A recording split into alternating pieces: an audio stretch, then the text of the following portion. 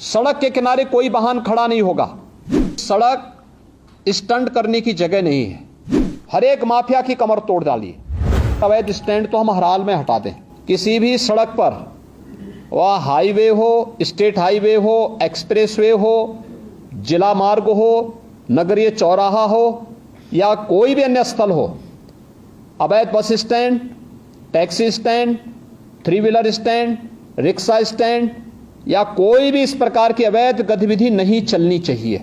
अगले 24 घंटे के अंदर अवैध स्टैंड तो हम हर हाल में हटा दें।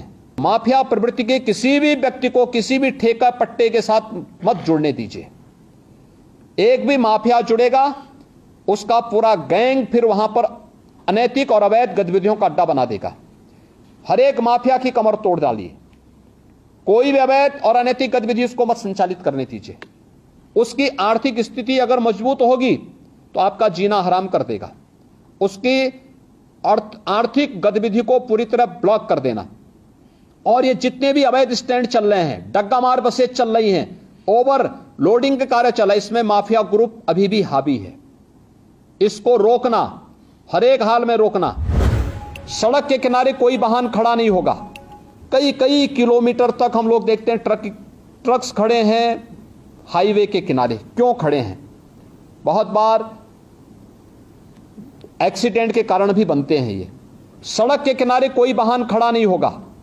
नियमित पेट्रोलिंग करना, उनके लिए पार्किंग का स्पेस उपलब्ध करवाइए, या अन्यथा वो सड़क पर चलते रहें। ढाबा भी अगर पार्किंग के लिए स्पेस नहीं है तो ढाबा को भी, इस प्रकार के अवैध ढाबों को भी आप सड़क के किनारे से हटाएंगे। ओवरलोडिंग को रोकने की कार्रवाई, जहां से ओवरलोडिंग हो रही है उसी केंद्र पर रोकना।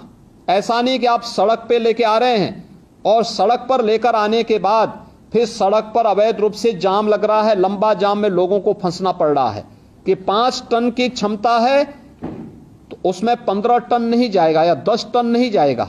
सड़कें खराब होती हैं और फिर उसके बाद जहां मर्जी आती है वहां वो अपना ट्रक और अपना वाहन खड़ा करके शेष अन्य लोगों के भी आना जाने को पूरी तरह बाधित करते हैं। सड़क स्टंट करने की जगह नहीं है।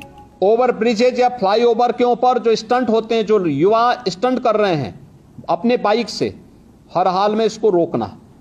बाइक से चल रहे हैं तो हेलमेट अनिवार्य करने की आवश्यकता है, बताने की आवश्यकता। 1 सप्ताह अवेयरनेस के कार्यक्रम चलाइए। पहले अवेयरनेस और फिर अगर अवेयरनेस के बाद आपको लगता है कि अब हमें इन्फोर्समेंट की आवश्यकता होती है तो उसके बाद फिर हमें इस कार्यक्रम को उसके बाद फिर आगे बढ़ाना चाहिए। आरटीओ के कार्यालय दलालों से मुक्त हो कि जो वह ड्राइविंग लाइसेंस देते हैं हम ऑनलाइन तो दें, लेकिन इस बात को सुनिश्चित करें कि ट्रैक पर भी हम उनकी एक बार देखें कि वह इस योग्य है कि नहीं है कि हम उसे ड्राइविंग लाइसेंस दे सकें। अन्यथा खैरात के भाव बांटने की वो बंद करिए और आरटीओ के कार्यालय दलालों से मुक्त हो। किसी भी प्रकार की दलाली की गतिविधि वहां न चले। स्पीड ब्रेकर बनते हैं सड़कों पर, एक कमर तोड़ू न बनाए। एक टेबल टॉप स्पीड ब्रेकर बने।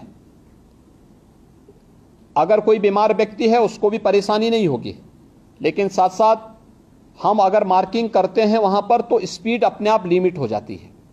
लेकिन जब वह कमर तोड़ू बनाते हैं तो कोई बीमार व्यक्ति जा रहा है उसके लिए बड़ा, या कोई बच्चा है, कोई गर्भवती महिला है, उसके लिए खतरनाक हो सकता है। कहीं भी हमें ये कमर तोड़ू स्पीड ब्रेकर नहीं दिखने चाहिए।